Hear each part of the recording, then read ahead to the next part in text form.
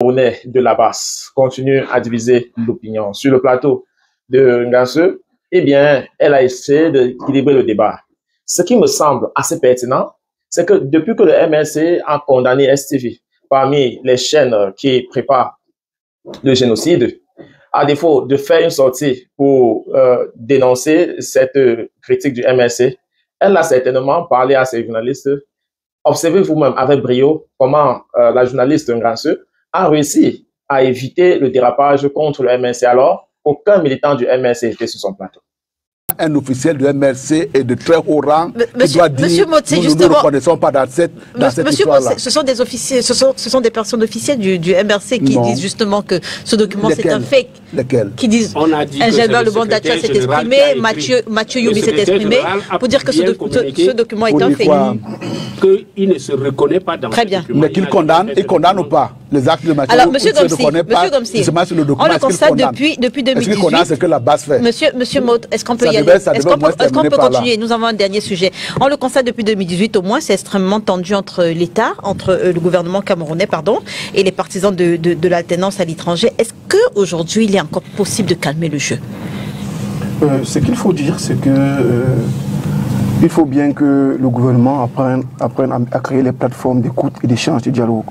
C'est ça qui est un véritable problème avec notre pouvoir actuel qui est beaucoup plus fermé et la diaspora.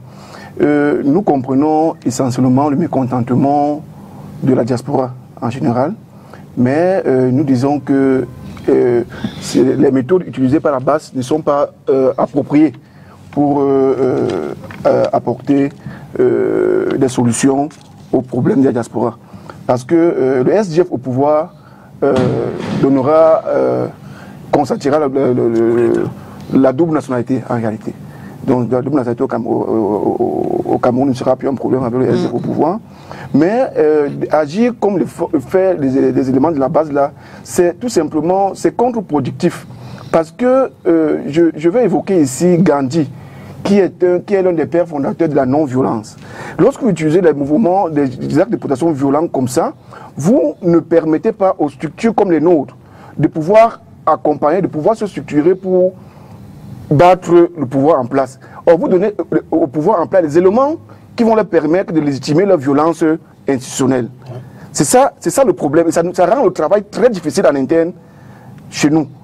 Et c'est pourquoi nous disons, nous condamnons fermement de tels actes qui peuvent porter atteinte à une agression des individus, quelle que soit leur appartenance politique. Le FDF condamne ça de manière la plus forte et il est important. Et de la même manière, vous voyez, au SDF, de la même manière, nous condamnons tous ces discours qui sont extrémistes, qui tendent à apporter, à créer la révolte autour du peuple. C'est pas bien aujourd'hui. Parce qu'il faut travailler, avant de lancer un mot d'ordre insurrectionnel, il y a un travail préalable à faire que personne n'a fait ici. Personne n'a fait, donc il n'est pas mature de le faire aujourd'hui. Nous voulons changer le régime qui est en place et il faut utiliser des méthodes beaucoup plus... Puisque vous avez la parole, vous la gardez comment? Tu ne peux plus que pour finir. Hein. Moi, j'insiste pour dire que c'est une monstruosité qui émane de ce système. Parce que cet extrémisme-là arrive en réponse. C'est une forme de justification. Non, arrive en réponse à un régime totalitaire qui ne donne aucun espace d'expression et de développement. Maintenant, je reste sur ma position. Mais est-ce que le chaos... C'est la mauvaise réponse à un vrai problème. Très bien. Mais est-ce qu'aujourd'hui, le chaos, parce que je parlais de des relations tendues entre cette partie de la diaspora camerounaise qui réclame l'alternance et le gouvernement en place, est-ce qu'aujourd'hui, on peut éviter le chaos, Maître Tsapi? Je suis fermement contre la sortie, la façon dont un grand parti comme le MRC traite de ce problème. Et je me dis... Oui. Non. Nous n'avons pas de militants du MRC. Non, mais non. Quand j'en parle favorablement, ils ne sont pas là non plus. Ok? Laissez-moi, prenez-moi. Non, et je vous ai rappelé chaque fois l'autre. Donnez-moi la liberté de dire que sur ce point précis, la base telle qu'elle fonctionne nuit à l'image de ce parti. Et je m'attendais à ce que le MRC, de manière beaucoup plus vigoureuse et ferme, se démarque de ces comportements-là. Ce n'est pas parce que on est dans un système d'ensauvagement et de brutalité excessive que nous allons tous succomber à la brutalité. Ce n'est pas parce qu'on nous a habitués à utiliser des moyens, des méthodes moyenâgeuses.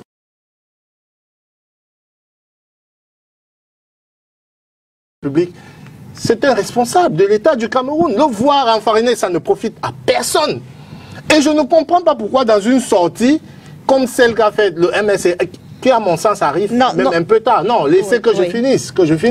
Pourquoi je le dis? Parce qu'il y a des liens, il y a un soupçon.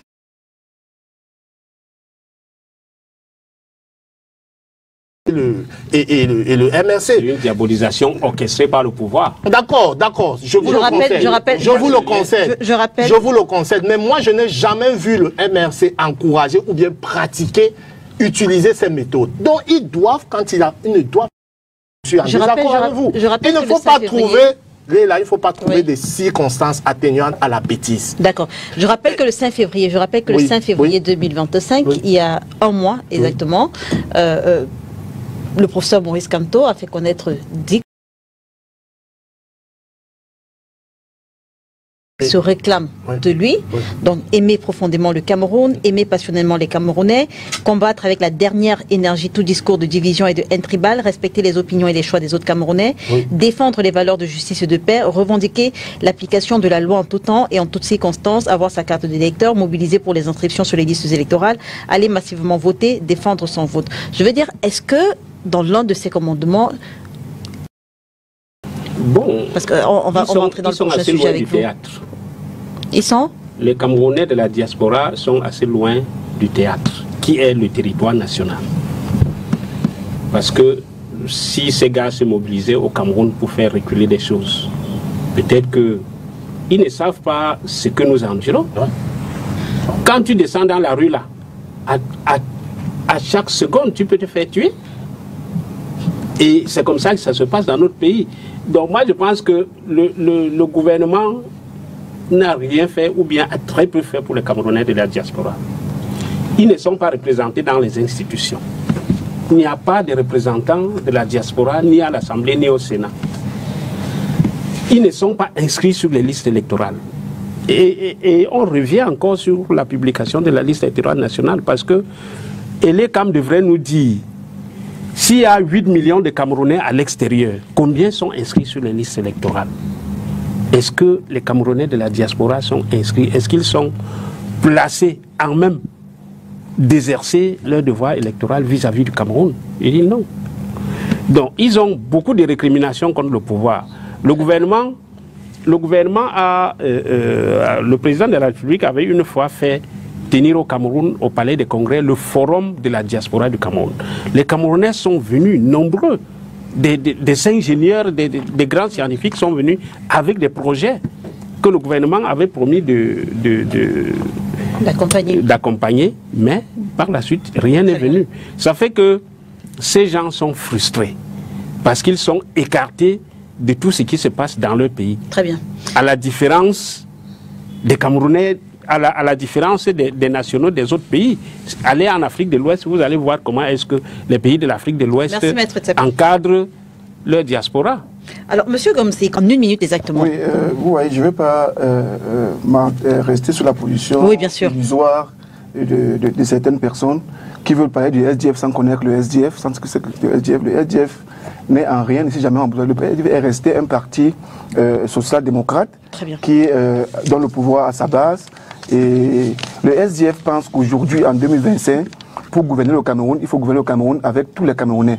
Les discours extrémistes ne sont pas un avantage pour quelqu'un qui veut prendre le pouvoir. Je vous en prie, M. Tchapi, nous pensons qu'aujourd'hui, notre position, nous assurons au peuple camerounais l'appui du pouvoir en 2025. Et ça avec tous les Camerounais et non avec une partie du peuple. Nous voulons gouverner pour tout le monde et non avec une partie du peuple. Comment vous allez faire pour conquérir? Vous serez de nouveau invité, ou alors un militant du SDF sera de nouveau invité sur ce plateau, parce qu'on reparlera du programme. Du programme, effectivement. Je veux revenir, permettez-moi, juste sur les 50 millions. Vous voyez, le SDF est presque le seul parti d'opposition qui a créé un congrès spécial Ça, c'est une culture chez nous pour élire son candidat. Il faut pas les autres qui n'ont même pas cette culture osent entrer dans les critiques des dispositions. Merci M. Gomsi d'avoir été avec nous. Merci Samuel Maud d'avoir été avec nous. Merci François Yondikam. Merci Maître Tsapi d'être venu de Bafoussam. Mesdames et messieurs, merci de nous avoir suivis. L'émission est rediffusée ce soir lorsqu'il sera 21h30, demain lundi lorsqu'il sera 13h30. Merci également à la réalisation assurée par Erin Gando. On se retrouve dimanche prochain sur les antennes de Spectrum Télévision, si bien sûr Dieu le veut. Bon dimanche à tous. Est-ce que vous pouvez...